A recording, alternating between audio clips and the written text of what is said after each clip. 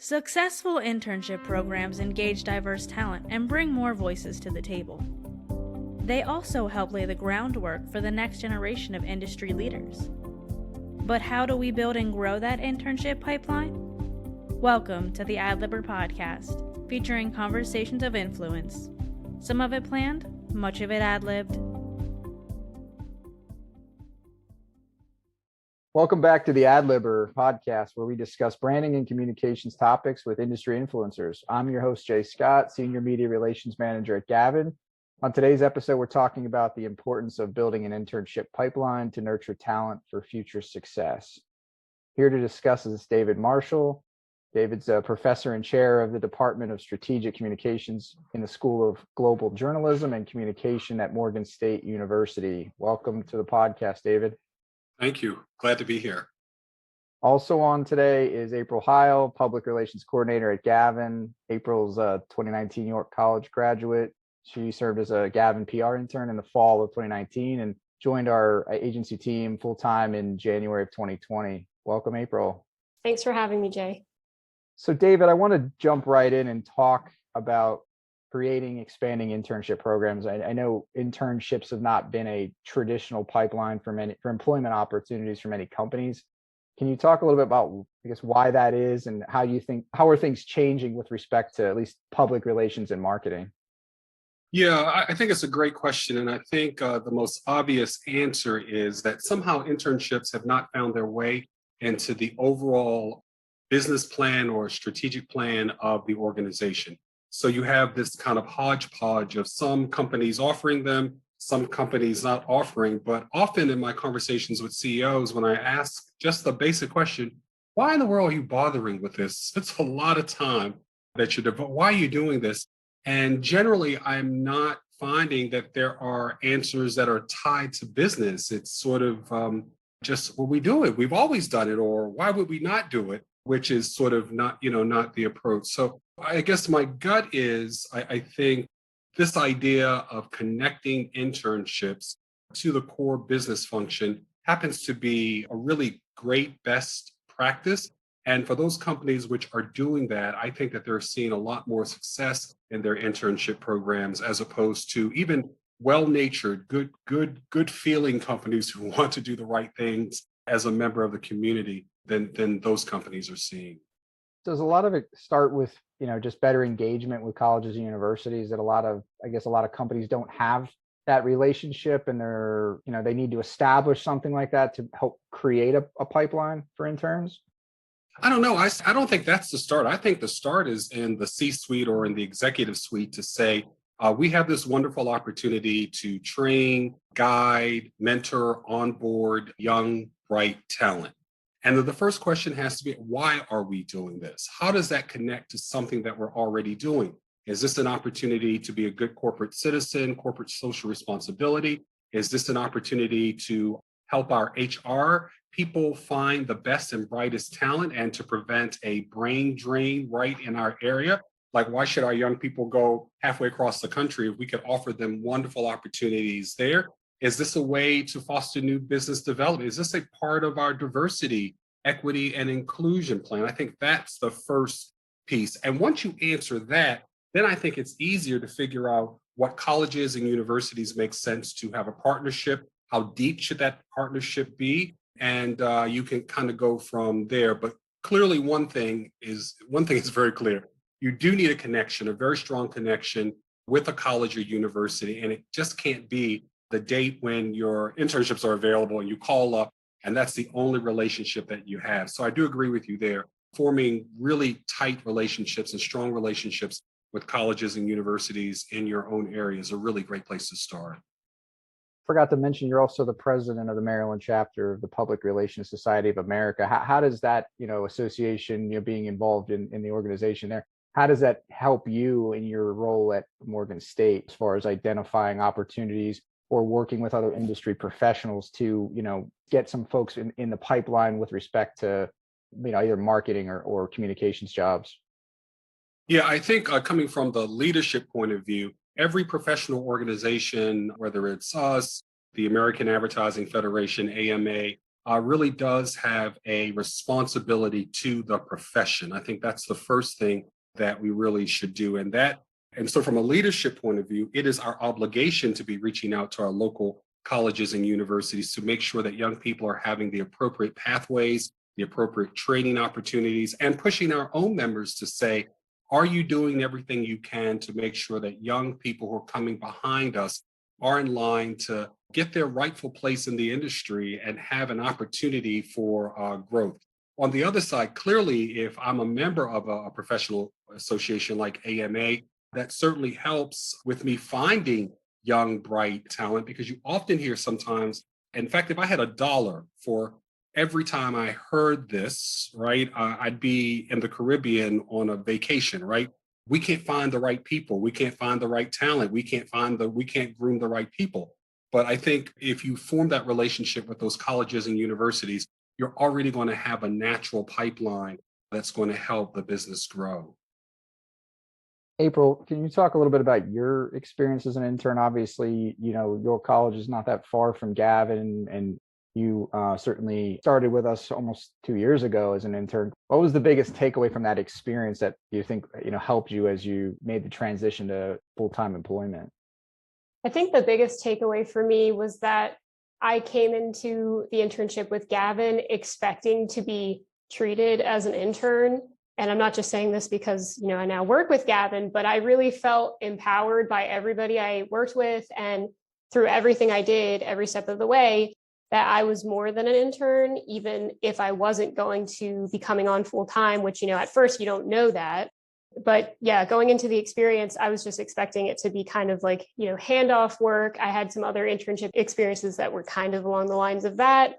But everybody did their job to make me feel, again, just empowered to actually use my talent and grow my talent to do good work for the clients, for the agency. And coming out of that experience, I felt more equipped to put those skills that I had learned and started to lay the groundwork with through the internship to work as a full-time employee. Yeah, I think that's a good point. And David, maybe you could speak to this a little bit more, that real world experience April's talking about, getting that in the job that she's now in full time. How important is that as far as putting people in those positions as an intern to help a business, not just give them, say busy work or something that's never going to see the light of day? How crucial is that as you're placing interns at Morgan State? It's everything, because let's just be clear, and I, as politely as I can say this, for the most part, when you have a faculty member, unless he or she is coming from Gavin at 5 o'clock to teach a class at 8 o'clock, this person is someone who used to do something in the field. And no matter how great their accomplishments were, if they've been out of the industry in 2 years, that means they're 2 years behind what's currently going on there. There's no substitution for a person having direct, hands-on, current experience. What is the technology we're using today? What are the business practices that are happening right now? What are the new challenges facing client relationships? What's the latest in social media? Not something that I read out of a textbook that I put on a PowerPoint slide and I'm presenting to my students, but what actually are we using? So I think we need both. We need the faculty members who are going to wrap their hands and arms around young people to get them guided into a great career path. But there is no substitution for being at a Gavin or another organization where a student can actually do real world work. And as she mentioned, what's really funny is a lot of the internships don't give those opportunities for a student to solve a real world business problem, which again defeats the whole purpose of being in an internship. An intern really should be there doing real, actual work. You can't give them the whole mission critical, business critical portfolio, but there's something that they can do to take a skill back. And the wonderful thing is when they go back to their classroom, guess what? They're talking to their peers about what they learned and sharing their skills, talking to their faculty members to say, did you know there's this new software that does that? We should get it for the department. So that is critical and very key. And I'm really just pleased to hear, that she's had that type of experience at Gavin. If I could add on to that, I think to go along with that, it's also important to just have the exposure of being in like a functioning agency or office environment. A lot of interns, I would say, like for me, for my first internship, like I didn't have that prior to that. And especially for Gavin, I had never had agency experience. So just to be able to be in that environment, but to also feel like I have the power to solve a problem, but not be thrown to the wolves, so to speak, was just a great experience. David, I know we talked previously about the pandemic and just thinking about everybody's the remote work conditions over the past year plus, and how has that changed, or how has it opened up new opportunities for some folks with respect to internships for your university, and maybe opportunities that exist in other parts of the country? Oh, it's been everything. I mean, before the pandemic, we would have never thought about the opportunity for students to work as part of a global team. Although we do know that in many or most agencies, you are working part and parcel in a global team as well. But now, since the pandemic, this has opened up new doors, not just stateside, but we also have opportunities overseas now that we would have never had the opportunity. And because we've been in a pandemic for what, a year and a half, we've learned these new skills. It's been painful along the way, but we've learned new skills now that we can apply to internships. So students now have the option of just driving to Baltimore, an agency in Baltimore or DC, to get that skill. But they also can participate on a team, sit in client meetings virtually as well, not because the pandemic tells us to, but because we have the opportunity with technology in order to help solve a business problem. So it has really been the silver lining in the clouds, I guess, if we want to use that expression. From a college and university perspective, we've got to be doing our jobs in the classroom to say you need to prepare for a work world that you may only see your colleagues once a week and have to do the rest of your work virtually as well. So there's some lessons for all of us here, I think. Yeah, I mean, that's a good point, April. We do that. We're in the office once a week. Can you, I guess, thinking back, you were an intern at end of 19, you start full time in 20 with Gavin, and less than 3 months into that transition, we're in a remote world. Can you talk about that as far as the experience, in person versus, the experiences we've all had during the pandemic remotely? Yeah, so I think it was easier for me to just off the bat start from 3 months in the office every single day to transition to working remotely. I think that was an easier process for me to adapt to, just because I had been pretty recently graduated, and I was used to doing some work from home and being responsible enough to oversee myself and tell myself, you got to get this done, things of that nature. But then the other part of that is just, again, because I was so new to the workforce in general, it was just kind of something that came up and I rolled with, and I didn't find that it interrupted our process too much. We're still able to collaborate in the same ways that we were able to if we were in the office via Teams or Zoom. And we're still able to work through like editing documents and our work together very efficiently in Word. A lot of that hasn't really seen too much of an interruption, just because, again, we're still able to do those things digitally. The only part that I would say maybe there has been some disruption with is, brainstorming, everybody, dump into the conference room if we're having a campaign start, which was something I did experience as an intern. That was a lot of fun. But I will say, even at that point, we had remote team members telecommuting in with us to those meetings, like, via Facebook, the portal, things like that. So we were a little bit ahead of the curve, I think, and prepared for what was to come after I started full time, just in the sense that we were already integrating remote work and remote employees into our kind of staff mix, I guess you could say. So that made the transition, I think, a little bit easier, because some of our team was even prepared for it, given that they were remote. David, I want to switch gears a little bit and go back to what you mentioned DEI earlier in the conversation. And obviously, historically, the marketing advertising industries lacked some diversity and representation. How does an internship, if it's tied to the strategic plan that a company has or another organization has, how does that help maybe foster a better pipeline, a more diverse pipeline of talent at these organizations? Yeah, I think it's crucial and critical, because if you look at your DE&I toolbox, there really are not a lot of tools that you have. And I think one of the most powerful ones, or one of the more powerful ones, is the actual internship, where you are forming relationships, going back to your original point, with colleges and universities looking for diverse talent that may be there. And if you are in a community where there is maybe not a lot of diversity, this is the opportunity to partner with a historically Black college at the university or Hispanic serving institution or a minority serving institution. Those relationships are even more critical to form so that you have a pipeline of diverse talent coming out of those pools too. Entry level. Of course, there are other strategies for more senior or junior opportunities, but I think again, having those relationships really does have a very powerful impact on DE&I because you form those relationships, and again, those relationships have to be there well before you actually need the talent. One of the things I love is boots on the ground.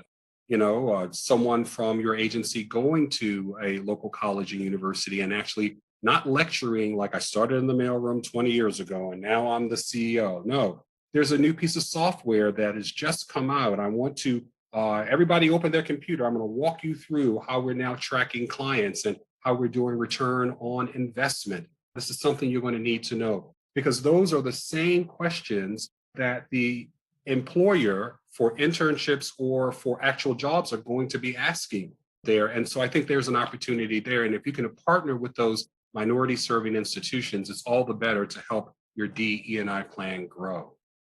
Right. I mean, it also, long term, it helps your organization grow, and obviously the work that you're producing for your clients. You're having more voices around the table, right? Being more intentional about our recruitment efforts. It does start largely with these internship programs. If it's tied to a specific goal, it's tied to a broader plan, and you're able to bring key people, and not just from different geographies like we've experienced during the pandemic. We're all hiring folks from different parts of the country. Gavin's hired some folks in the Midwest and New England, other parts that we wouldn't have probably done prior. But in other respects, the internship programs that we've put into place have given us another way to attract other talent that we otherwise might have missed, right? And that talent comes to the door. It reflects in the work is what I'm ultimately trying to say. The stuff that we're putting out for clients and the organizations that we're working with, they're trying to reach a more diverse audience and be more inclusive, and bringing more people around the table certainly helps that. I think it starts with having a robust internship program. I don't know if you disagree with that or not. No, I totally agree. But I think, again, this is why tying the internship program back to something that matters in the C-suite, right, makes a difference. So how are you going to grow new business if I click on you as a brand and I look and I don't see a single non-diverse person on your team? I don't see them either in your internship. And then I'm being pressured by my own customers, my own stakeholders, that I need to be more diverse. And then I'm going to go and hire a non-diverse firm to handle my marketing, public relations, and advertising. That's a business problem. That's not a DE&I problem. So solve the business problem of having more diverse people in the room to help your clients solve a critical business problem. And that's why I'm saying, in terms of the measurement, in terms of why the internships are very effective when they're tied to something that's really tied to what the company is trying to do. Because you cannot serve a diverse clientele when you don't have people in the room who can either relate, and you're not going to get the business if people are looking at you and you don't reflect what the community needs. They're going to find somebody else that has a much more diverse and inclusive looking sort of talent within the community. If you don't have a plan, that's the first thing you got to do. Get the team around the table, get some other people involved who have some expertise in D&I in our space in public relations, marketing, communication, advertising, and develop a plan. And again, that plan has got to be connected, not kind of like the Michael row the boat ashore or we're having a campfire meeting, but it's got to be tied to a core business strategy. We want to diversify because it's good for our business. It's good for our clients. It's going to help us better understand the problems and the relationships that they're trying to leverage in their own communities there. That's why we're doing this. And then it's so easy then, because now that you know what it is you're trying to do and you're setting goals, and the goals, I think, are really important there. Every other part of the business, we measure with numbers and we set goals. So whoever it is that Gavin, who's responsible for new business development, that person's not going to be in that chair if the goal was to develop 5 new clients a quarter, and quarter after quarter, they come back with 0. They're going to be escorted out the door. The key card is going to be taken away, and that's just going to be the end of that. Who's responsible at the organization for making sure that in a 5-year period, the company looks radically different than what it does today? You cannot get there without a plan. And then once you have that plan, then the pipelines become very, very obvious. If there are not enough students of color, maybe at a York college or another one, then what's the closest Hispanic serving institution or HBCU there? Form a partnership or relationship with there and start getting people in. And the other piece, I think, again, which is, I think, really important, coming back to that earlier PRSA Maryland question you asked, part of what companies like you and others are doing has to do with Gavin. Like, we want to do better, right? But part of it, I think, is your responsibility to the field and to the profession. It is possible that you may get a diverse intern who loves the field, who's on fire about social media and dealing with clients, but Gavin may not be the best fit. But what you have done is you've given that student an opportunity to find a home somewhere else. And that is also a win. And I think you should count that as well. We onboarded a diverse student who learned a great deal. And guess what? They now have a job at a sister agency. That is a win. It's a win also for the profession. So I think that those two simple things, I think, are really great places to start. And the final thing I would say is the measurement. Once you have the plan and the transparency, I love these companies that are now posting every year what has been the progress of their DE&I report. What have been the wins? What have been the failures? I think reading about these failures is much more exciting than reading about the wins. What have we learned? What are we now going to do? How do we fix it? And how can you help our clients, our community, our people around the table there? So I think that those are 3 pretty solid steps that people can do to get started. Right. Yeah. Like, to your point, I agree. I think it's setting it's couple tangible goals, but it's having a goal. It's having a number established for particular part of your plan, being able to track that on the back end. I mean, I see success, right here on the screen, right? I mean, April and other folks that have come through Gavin as interns that have been hired by Gavin, or they've gone off and graduated, and to your point, they've gotten jobs with sister agencies, or they've stayed in the field. That's the important thing as we move forward. Yes, we're committed as an agency to attaining 30% diverse talent pool for every job opportunity. Yes, we have biannual employee surveys, to assess our advancement in retaining diverse talent. We have a lot of things we've established. There's meaningful goals within our agency, but I do think it's important to look at some of the more recent success stories. Look at folks over this next semester. We're getting closer to the fall, right? You're going to have another crop of folks coming through that you're going to have to try to place in some internship opportunities. Track where they end up, and I'm sure you're probably finding it at Morgan State that they're ending up largely hopefully in the industry or with some of the companies that you place them with. That's a good measure of success if you can hit those home runs every semester and keep people in the industry that they went to school for. I think that's got to be in your plan, right? Oh, yeah. And especially for companies, I think it's important for us from the higher ed piece to do the tracking, which we generally have to do because of accreditation reasons. But you'd be surprised at the number of companies that have no idea. You ask them about, oh, this is great. You had Sue or Jane or John here last year. What are they doing? Huh? You cannot talk about how successful your internship program has been until you have done what people do, just like in campaigns. What has happened 6 months after, 1 year after, 5 years after. And then that gives you a really great picture and gives you really great data points that you can now go back and retool, redo your current internship program and make it better. So that evaluation piece, I think, is also an important piece. It's great on the front end that people have done the heavy lifting and have the plan, forming the relationships with colleges and universities. But I think the weakest piece of that is that evaluation piece. What happened as a result of Gavin intervening in this young person's life professionally? And the story is not what they did at Gavin. The story is what they did after Gavin that helps really tell that story.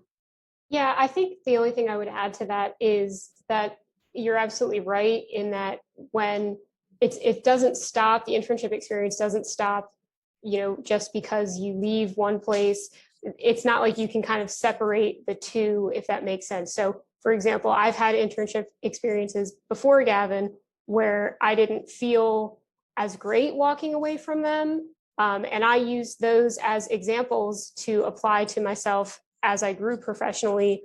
How do I want to treat other people? How do I want to manage my workload? All of those pieces of an internship collect into that one experience that just helps to shape you as a professional. And again, even if it wasn't the best experience, the outcome is the evidence of, I learned something from that. I was still able to take something away from that.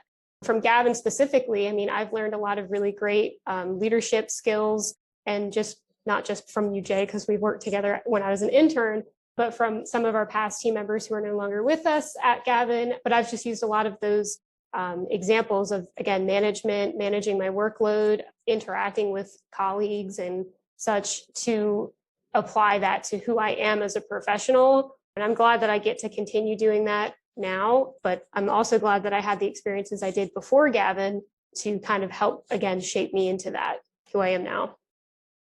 David, I know this is a topic that you speak a lot about, and you're obviously working with students all the time. Thinking more, I guess, putting maybe the industry or the leadership cap on, for PRSA, like where do we go from here? Like what's the outlook as we move forward as an industry? Like what do you see being the next trend, the next bright spot for PR industry as it relates to these internship programs? Yeah, I think it's looking very, very good. And I think partially it's because of what has happened during the pandemic. I think we really have a wonderful opportunity now to talk about the future of work, and not just the mechanics of clients, campaigns, ROI, but the future of how people want to work based on what has happened this past year and a half. And I think that, colleges and universities are going to have to sort of even start retooling how they're training people for the new workforce. I think for professional organizations like PRSA, I think we've got to be thinking very, very clearly about how we're helping young people understand the nature of the business that they're going into. It's almost like someone has set the reset button, and everything we thought we knew about public relations and being in industry or agency life, we've got to relearn all over again. I think leadership organizations, professional associations like ours really have to take the lead in that. And because we're the people, PRSA is made up of industry professionals who are in the business every day. We've got to take some responsibilities to go out to colleges and universities and even K through 12 to some extent, to talk about, if you're interested in this field, here's what's changed as a result of what we've been through. Here are the key skills you now have to have that you didn't have to have in 2018 or 2019. And let us be that conduit for you to help develop those skills. And I think really, quite frankly, we also have to do a lot. We talk about students a lot, but really, I think there is a great opportunity for agencies like yours, for PRSA, to be proponents of faculty development, developing the people who are developing our students.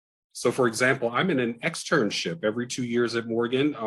We are required to go and sit in a company. I'm actually in an agency right now. Every week I'm meeting, learning some new things. I'm just taking notes, asking questions there as well. So I think agencies, organizations have a responsibility to help train and retool faculty members so that they can be the best people walking into the class to help prepare students to be ready for the internships that your company and others are offering. No, I think that's a great point to end on. So thanks, David, for coming on. April, thanks for jumping on the podcast today.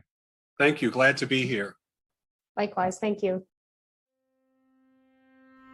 Thank you for listening to the Adlibber podcast. To find new episodes and get more content from our team here at Gavin, make sure to visit our website at adlibberpodcast.com. The Adlibber is also available on Spotify and Apple Podcasts.